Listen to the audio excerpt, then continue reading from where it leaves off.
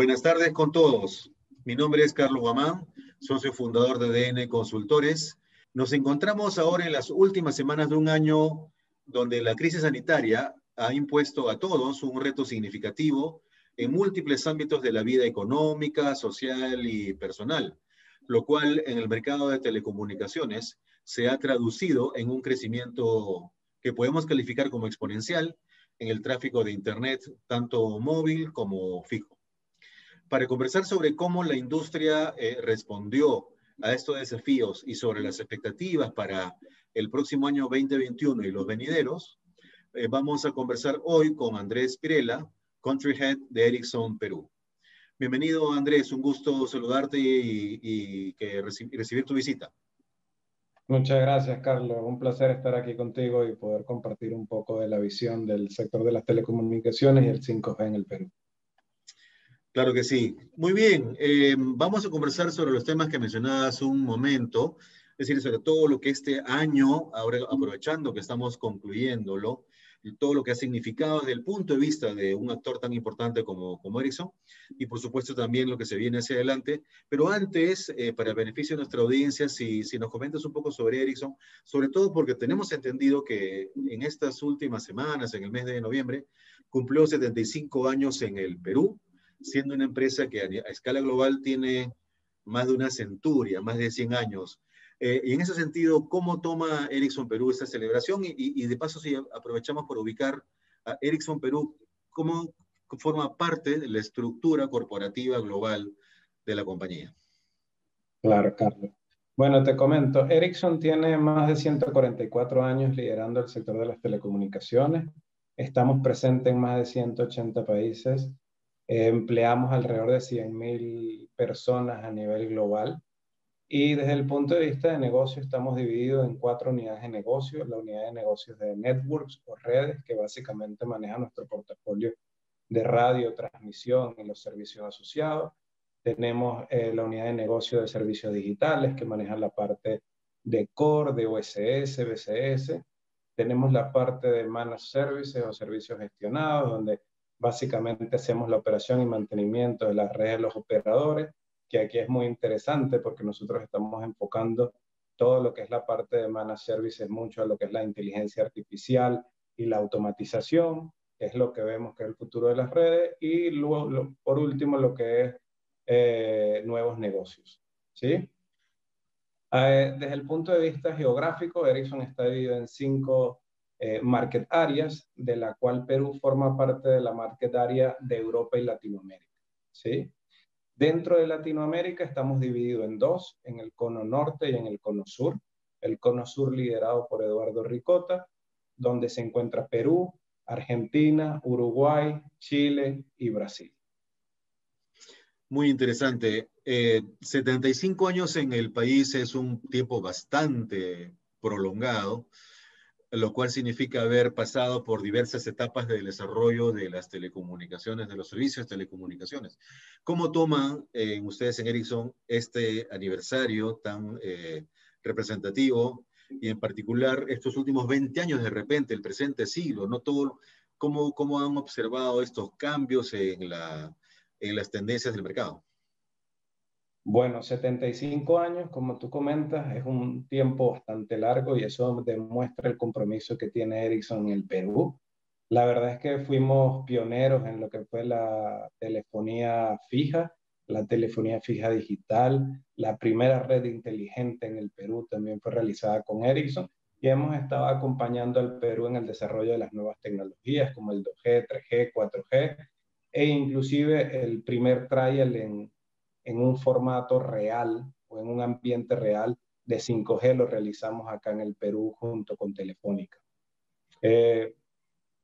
Algo muy importante es que hemos estado presentes también en situaciones complicadas como el terremoto de Pisco, donde en ese momento llevamos radiobases para poder asegurar la conectividad en su momento. Y lo que te puedo comentar es que todos dentro de Ericsson Perú nos sentimos muy orgullosos de formar parte de la historia de telecomunicaciones del Perú, pero aún más de que formaremos parte del futuro de las telecomunicaciones con el 5G. De acuerdo, muy bien. Podemos ahora ya entrar de lleno al mercado, el año 2020 que está concluyendo. Todos conocemos que la crisis sanitaria ha significado o se ha traducido en un crecimiento importante que nos animamos a calificar como exponencial en los tráficos, en las velocidades, en general en el consumo del Internet. ¿Cuál es la mirada que tienen ustedes como fabricantes sobre este escenario de mercado en un momento, un contexto tan particular, tan peculiar como la crisis sanitaria? Sí, como tú lo comentas, hemos visto que las redes, no solamente en el Perú, sino en prácticamente todo el mundo, desde el momento de la pandemia, han crecido por lo menos en un 30-40%. Y algo que nos estamos dando cuenta es que ese 40% posterior a la pandemia y al encierro no ha bajado, no ha disminuido. No es que subimos un 40% para luego bajar otra vez a los niveles de tráfico que teníamos anteriormente. Más bien nos hemos quedado en esos niveles de tráfico. Y esto se debe a que el COVID-19 se ha convertido en el catalizador más importante de la transformación digital, tanto del ser humano como de las industrias. Entonces, básicamente hemos visto cómo eso ha afectado el tráfico y por eso ha crecido de manera exponencial, como tú comentas. Es decir, este crecimiento que fue impulsado por una situación exógena absolutamente inédita, llegó para quedarse. Sí, ha llegado para quedarse. Nosotros vemos que la transformación que están teniendo ahorita las empresas es ya admitir más lo que es el trabajo de forma remota y, por supuesto, utilizando aplicaciones tal cual como Zoom, como Microsoft Teams, como el video. Inclusive muchas personas que antes tendían a viajar han tenido que ahorita utilizar las redes para poder comunicarse y por eso hemos visto que el tráfico ha crecido de manera exponencial. Desde el punto de vista móvil, hemos visto que ha crecido alrededor de un 30, pudiéramos llegar a un 50%, y desde el punto de vista de tráfico fijo, hemos visto que prácticamente se ha doblado el tráfico. Algo muy interesante que hemos visto es que el tráfico ha dejado de ser, en las redes móviles, ha dejado de ser tan móvil, ¿no? Porque como la mayoría de las personas están trabajando desde casa, hemos visto que ese movimiento que había antes ahora ya no se realiza tanto, sino que ahorita el tráfico se está enfocando más que todo móvil dentro de las casas. Claro, claro. Sí, y además, como tú mencionas, esta aceleración de la transformación ocurre en las empresas y también en los ciudadanos de a pie, en los usuarios de a pie. Y seguramente también en el segmento gobierno, ¿no? Que habrá visto la necesidad de reajustar, recomodar, transformar sus procesos, tanto internos como de cara al servicio de gobierno digital, por ejemplo. Claro, por supuesto. Esto es algo que hemos visto que ha causado una transformación, como dices tú, en todos los aspectos de la sociedad y es algo que vemos que ha venido para quedarse.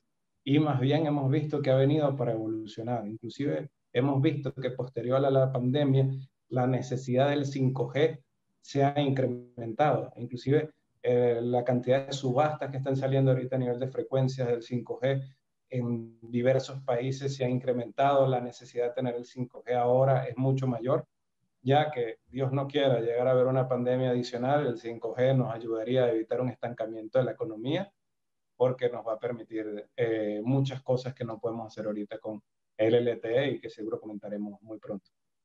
A propósito de esto, luego vamos a conversar sobre el mayor detalle de lo que se viene en 5G, pero si tal como mencionaste al inicio de la conversación, ya han habido unos primeros pasos en 5G. Si nos comentas sobre eso, fue en el año 2020, un poco antes quizás, en qué consistió y cuál ha sido el resultado de esa experiencia con esos primeros pasos en 5G. Sí, bueno, desde el punto de vista global, te comento que Ericsson tiene el privilegio de haber puesto 5G en los diversos continentes. La verdad es que el continente que está más avanzado es Norteamérica. Estamos hablando que también hemos visto que China está creciendo bastante, todo lo que es Sur Corea y por supuesto Europa. En el Perú tuvimos la oportunidad de hacer el primer trial en un ámbito real, donde logramos velocidades mayores a los 2 gigabits, logramos latencia por debajo de los 5 milisegundos y tuvimos la oportunidad de estar con el reconocido profesor Juan Cadillo, que dio la primera clase en realidad aumentada en el Perú. Esto lo hicimos con Telefónica bajo un espectro que nos permitió el MTC en la banda de 28 gigas. O sea que ya de alguna manera hemos probado la tecnología, hemos probado los casos de uso. Inclusive Renzo Sheput también hizo el primer juego virtual en fútbol y marcó varios goles desde el punto de vista de realidad virtual. Así que eso la verdad es que estuvo muy, muy bueno. En un rato vamos a tocar este punto sobre aquellos servicios que podrían gatillar la demanda de 5G, donde ya visoramos que educación es perfectamente uno de ellos, ¿no? Pero a propósito de eso, el 5G, estando ya por empezar un nuevo año, 2021, ¿cuáles son esos siguientes pasos que ustedes consideran que deberíamos seguir dando como país? Porque entendamos que 5G no va a ser, en la medida en que se trata de una tecnología disruptiva, no es algo que va a ocurrir de la noche a la mañana, sino que lo continuamos preparando. Entonces, en el 2021, ¿qué deberíamos esperar que ocurra con este progreso en los avances de 5G en Sí, el Perú? bueno, lo que vemos es que inclusive tenemos un estudio que es el Ericsson Mobility Report que muestra que la tecnología que va de aquí al 2026, que todavía va a prevalecer, va a ser el 4G. Es importante que los operadores sigan haciendo el despliegue de 4G porque finalmente luego eso va a ser la base sobre la que se va a instalar el 5G. Es muy importante los pasos que está tomando el MTC. El MTC ahorita sacó una consulta de las frecuencias, donde básicamente está muy alineado con lo que están haciendo en otros países, como es el 3.5 y las bandas milimétricas. Entonces, vamos en el camino correcto. Yo creería desde el punto de vista de tiempos que en un tiempo muy agresivo pudiéramos estar hablando de unos primeros nodos 5G a final del año que viene. En un escenario mucho más conservador estaríamos hablando del 2022. Tomando en cuenta que, por ejemplo, para el año próximo, y ya que mencionas esta convivencia 4G, 5G, tenemos entendido que además de los estudios que está avanzando el Ministerio para 5G, en 4G existen todavía algunas bandas que están disponibles para ser licitadas, para ser adjudicadas a los operadores, ¿no es verdad? Correcto. Existen unas bandas todavía que va a licitar el MTC y la idea, por supuesto, dependerá de la estrategia de cada uno de los operadores, ya sea de pegar el salto directo a las bandas de 5G o de tomar una banda adicional en 4G para asegurar una buena capacidad en 4G, que todavía va a ser la tecnología predominante. Lo que sí te puedo comentar también es que la tecnología 5G finalmente va a venir por pasos y el primer paso finalmente va a ser el paso de la cobertura y para eso Ericsson utiliza una funcionalidad denominada Dynamic Spectrum Sharing, donde permite reutilizar la banda de 4G para poder dar también servicios 5G y con esto poder tener una primera capa de cobertura en 5G y luego hacer las migraciones a las bandas más altas, ya como la 3.5, la de milimétrica, donde vamos a tener un ancho de banda mayor para poder alcanzar las velocidades y los niveles de latencia que hemos conversado.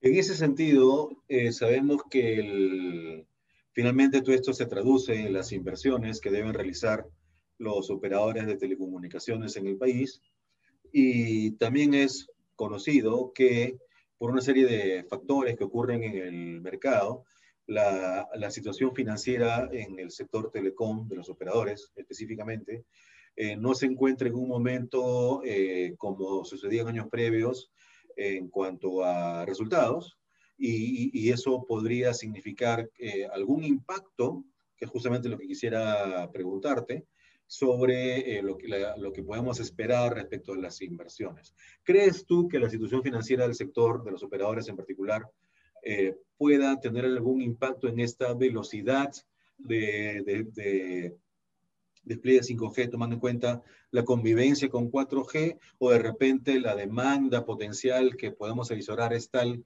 que sí lo justifique, o de pronto el marco normativo tendría que tener algún grado de impulso para que el 5G vaya dando los siguientes pasos para llegar al país, a los usuarios finales? Sí, bueno, respondiendo a tu pregunta por partes. Lo primero es, sí hemos visto que los operadores, el tráfico ha crecido exponencialmente, pero no ha crecido de la misma manera los ingresos. Entonces, por supuesto, esto, como dices tú, afecta directamente las inversiones que puedan tener sobre nuevas tecnologías. ¿Sí? Sin embargo, el 5G lo vemos como una tecnología vital a la que es necesario migrar. Y algo que vemos es que tienen que comenzar a pensar los operadores también es en buscar la eficiencia en otras tecnologías. Si ya tenemos un 2G, 3G, 4G y 5G, lo que estamos viendo en otros operadores es que algunos ya están apagando el 3G, algunos están apagando el 2G y están tratando de eficientizar sus redes para poder tener menores costos operativos. Por supuesto, para esto también se necesita el apoyo del gobierno que permita a los operadores también apagar estas redes, porque también hay usuarios que a veces por una cantidad muy pequeña de usuarios todavía se mantienen estas redes que generan muchos costos y evitan que los operadores puedan avanzar a tecnologías como el 5G, que son básicamente las que vienen a traer todos los servicios nuevos que nos van a permitir evolucionar como sociedad. Esto que mencionas, Andrés, es bastante importante porque precisamente a nivel del marco normativo, tanto en el rango del ministerio como en el rango más del regulador, existen una serie de consideraciones por las cuales los operadores se ven, digamos, obligados a sostener las redes de tecnologías previas e incluso están sometidos a ciertas penalidades más conocidas como sanciones y que derivan en multas, si es que no sostienen ciertos estándares de calidad, que entendida no desde el punto de vista del usuario final, sino desde el punto de vista de lo que la regulación define como calidad, ¿no? Entonces, ahí efectivamente habría un marco de acción para lo que suele llamarse simplificación regulatoria.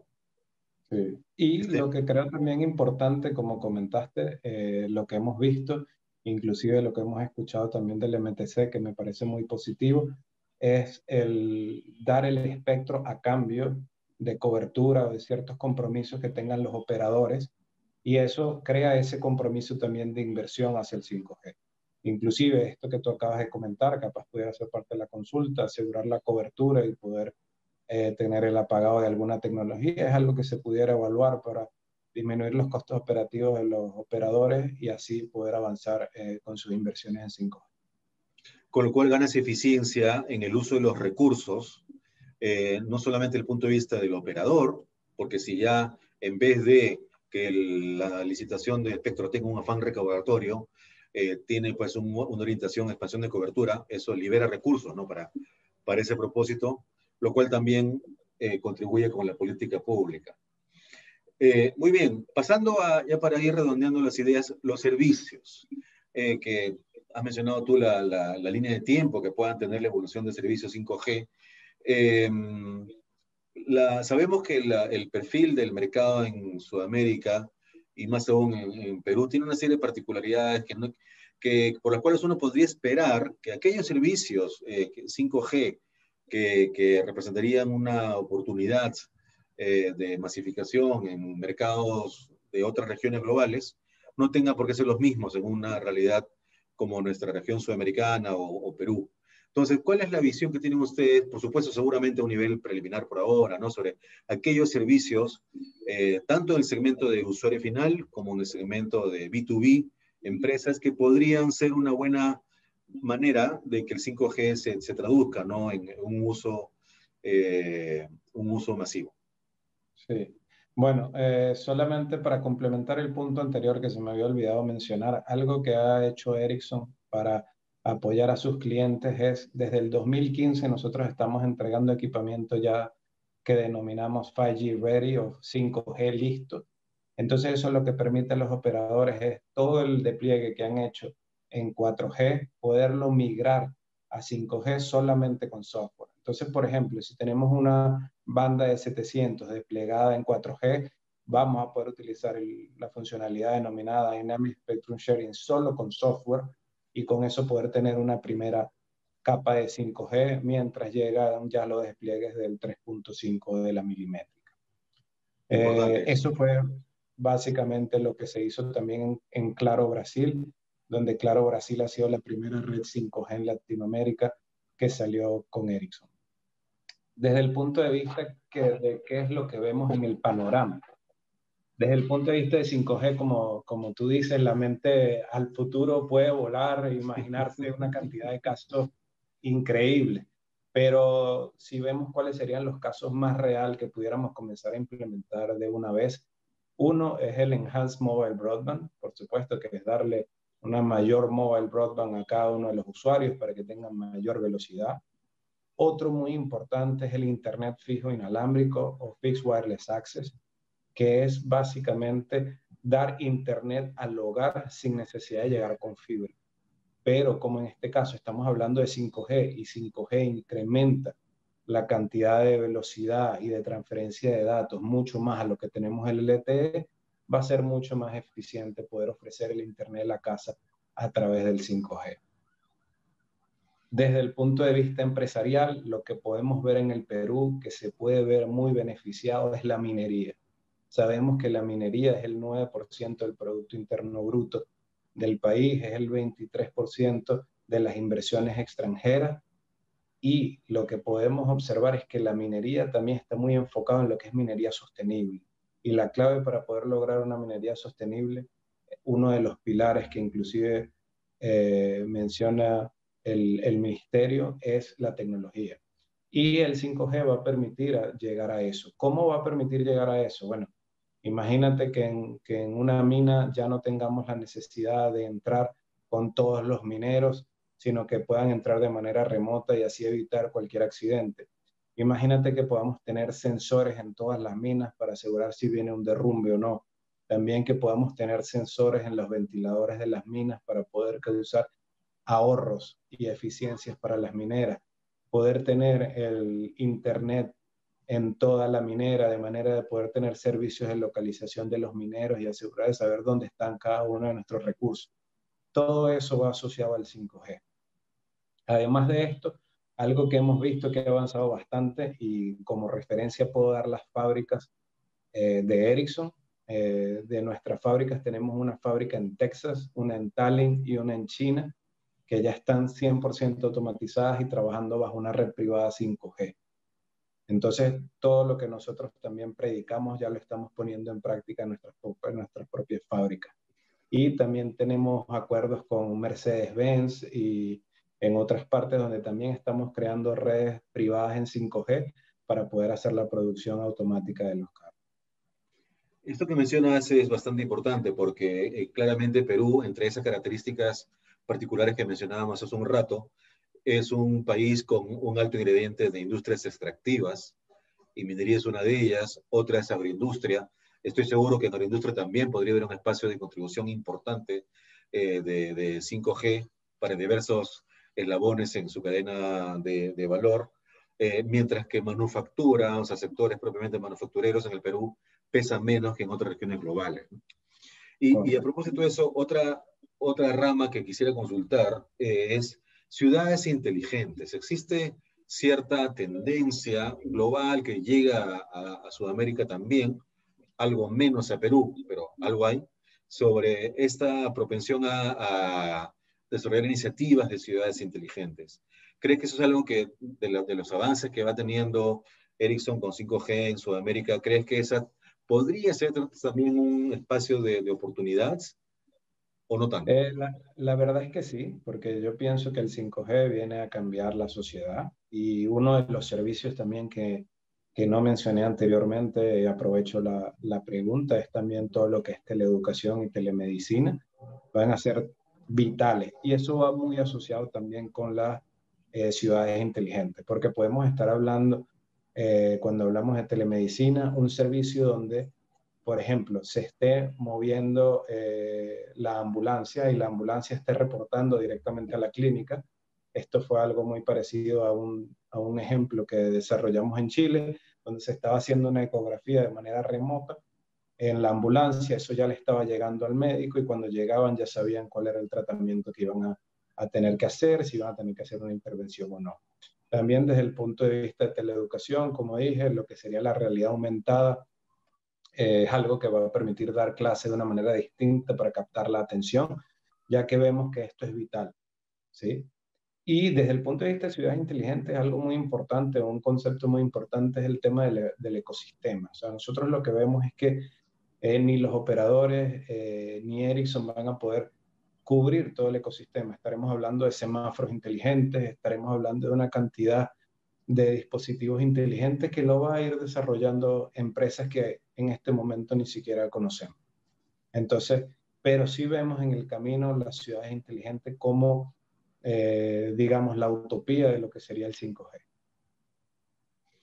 Quizás en el Perú, la particularidad de que los gobiernos locales tienen un alto nivel de granulidad, es decir, tenemos cerca de 2.000 distritos, puede ser un desafío para que esta lógica de ciudades inteligentes pueda tener un resultado, digamos, importante, Sí. ¿no? Sí, la verdad es que hemos visto que el 5G va a requerir un despliegue aún mayor que el 4G, simplemente Sí. por el tema de las frecuencias, ya que estamos trabajando en frecuencias mayores, el índice de cobertura es menor. Y por supuesto, para poder disfrutar de todos estos beneficios, necesitamos hacer un despliegue mayor y rápido. El MTC ha estado aplicando algo muy bueno, que es el Fast Track, que permite obtener permisos para poder ir realizando las instalaciones. La idea es mantener este tipo de iniciativas que permiten realizar un despliegue rápido para poder traer el 5G lo más rápido al Perú. Ya que si el Perú no tiene ese despliegue de 5G, básicamente se quedaría detrás de los otros países y no estaría obteniendo los beneficios que pueden obtener, como es el incremento del Producto Interno Bruto del país. Con lo cual tocas un elemento importantísimo, que es que finalmente 5G no es tecnología, sino significa muchas otras cosas, innovación, estamos hablando de usuario céntrico, estamos hablando de bienestar, de precisamente del usuario, y buena cuenta también el impacto en el desarrollo económico. Sí, por eso para nosotros 5G no es solamente una tecnología que viene a disminuir la latencia, que viene a incrementar la velocidad, a incrementar los dispositivos conectados, transferencia de datos, sino para nosotros el 5G es una plataforma de innovación. Básicamente, cuando llegó el 4G, no sabíamos todo lo que se podía hacer con el 4G, no sabíamos que íbamos a poder tener aplicaciones como Rappi, como Uber, no sabíamos las capacidades de video que íbamos a poder tener para ver un Netflix en los celulares, y todo esto fue surgiendo gracias al 4G como una plataforma de innovación. Nosotros vemos que el 5G va a ser una plataforma de innovación mucho mayor que 4G y va a permitir un crecimiento exponencial, afectando de manera positiva la economía de todos los países. Creo que es una excelente manera de redondear las ideas, Andrés. Se nos agota el tiempo, pero esto que has mencionado creo que permite darle mucho más contexto al valor que representa el 5G, precisamente mucho más que tecnología. Muy bien. Decía, se nos agotó el tiempo. Andrés, quisiera agradecerte por esta conversación. Creo que nos has dado muchas ideas importantes sobre el desarrollo que se nos viene desde el punto de vista de un actor que tiene pues esta presencia en el país a escala global y con una trayectoria pues bastante distintiva. Muchísimas gracias, Gracias a ti Andrés. por tenerme aquí, Carlos. Muchas gracias. Hasta una próxima oportunidad, y a quienes nos han acompañado también nos encontramos pronto en una nueva entrevista en nuestro canal. Hasta pronto.